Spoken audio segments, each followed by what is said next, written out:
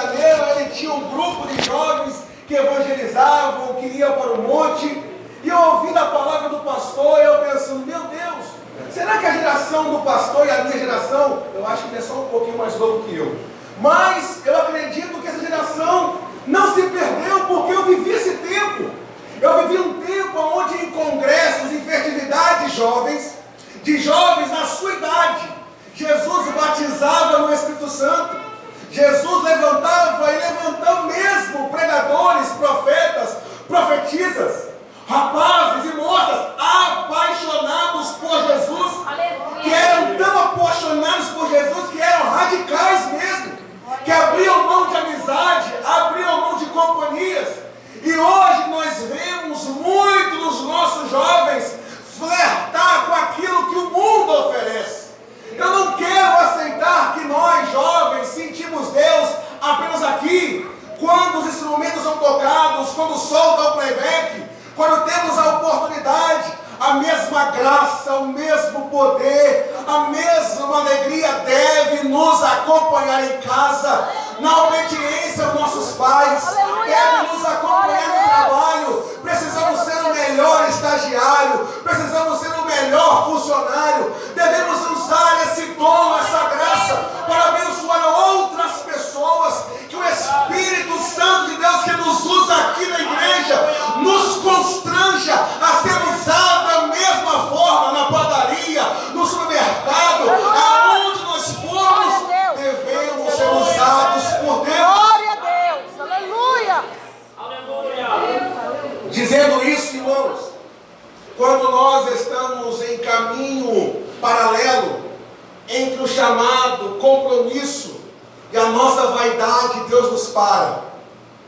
E é bom saber disso, que mesmo eu preocupado com essa geração, sabendo que eu não consigo mudar as coisas da minha forma, mexer com as minhas mãos, o Deus que se revela em Isaías mostra que quando alguém é chamado por Deus e não leva esse chamado na seriedade, Deus o pega na curva.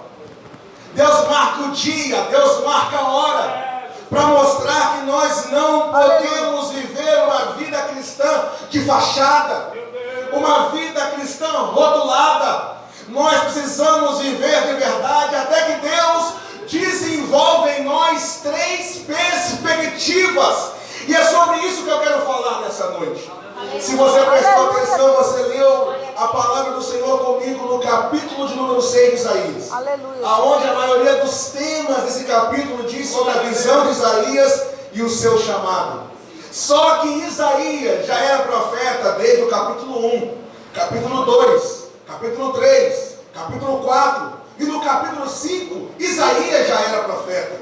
Isaías desenvolve um ministério profundo, um ministério sem igual, tanto é que o seu livro é comparado a uma Bíblia em miniatura.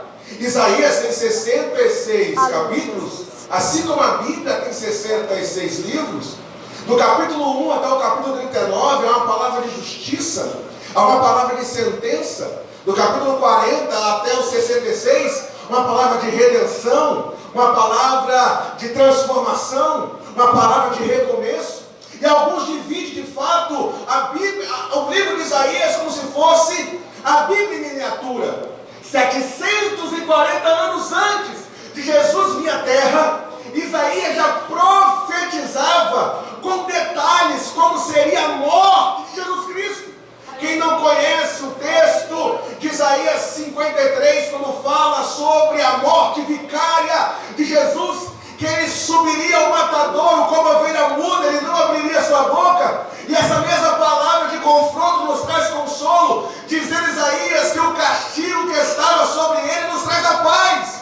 E sobre as suas pisaduras, as suas feridas, nós fomos sarados.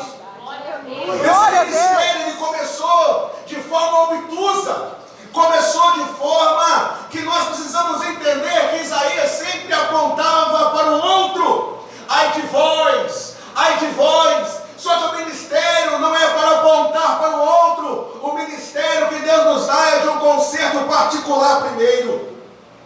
E nós vemos capítulo de número 1 até o capítulo 5, esse desenvolver ministério ministerial aos moldes do coração do profeta, aos moldes do coração de Isaías.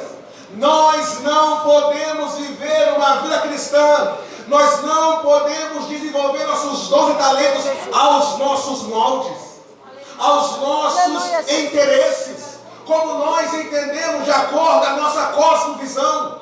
Deus não se encaixa na caixinha da Assembleia de Deus. Deus não se encaixa na caixinha da Batista.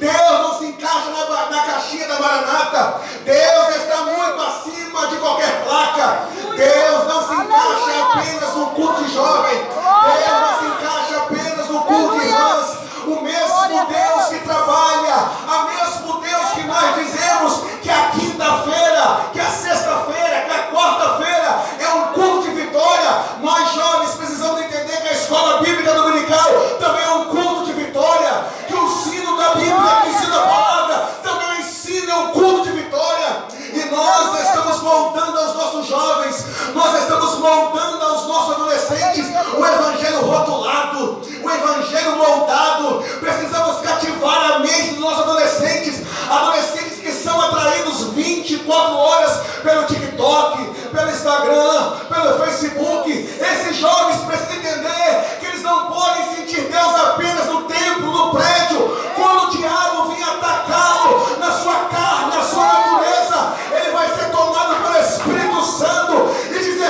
não às inclinações do inimigo. Por isso, precisamos desenvolver 3 visões que Isaías desenvolveu. Começa a falar da primeira. Depois de desenvolver o ministério ao seu molde, ao seu interesse, Deus convoca Isaías para um chamado de acordo à sua vontade. E hoje Deus fala comigo, com você: ei, vai ser do meu jeito a partir de agora. Vai ser da forma que eu quero a partir de agora. Diz a Bíblia que Isaías, ele entra no templo para adorar. E ele, ao entrar no templo, ele tem uma visão. Versículo 1 diz: no ano, perdão irmãos, eu não pedi para vocês manterem a Bíblia aberta como de costume, mas eu vou lendo para os irmãos. No ano em que morreu o rei Uzias, eu vi o Senhor assentado sobre um alto e sublime trono. Isaías, ele tinha sempre a visão do outro, mas Deus começa a desenvolver em Isaías a primeira visão. E a primeira visão que nós precisamos, nós jovens, nós homens e mulheres, precisamos desenvolver na nossa caminhada cristã, é a visão vertical, da terra para o céu. Isaías, ele chega no templo em um ano onde tinha morte. Ele chega no templo para adorar, aonde o trono estava vazio. Há quem diga que Isaías tinha sangue azul, há quem diga que Isaías tinha parentesco com a realeza. Você lembra que quando Deus usa o mesmo Isaías para falar com o rei Ezequias: conserta a tua casa porque você vai morrer? Quando Isaías diz isso, Isaías não diz numa praça, não diz no lugar público. Diz a Bíblia que Isaías vai ao quarto do rei. E não é qualquer pessoa que tem acesso ao quarto do rei. Acredita-se que Isaías tinha esse livre acesso nos corredores do palácio da realeza. Só que a informação é essa: no ano em que morreu o rei Uzias.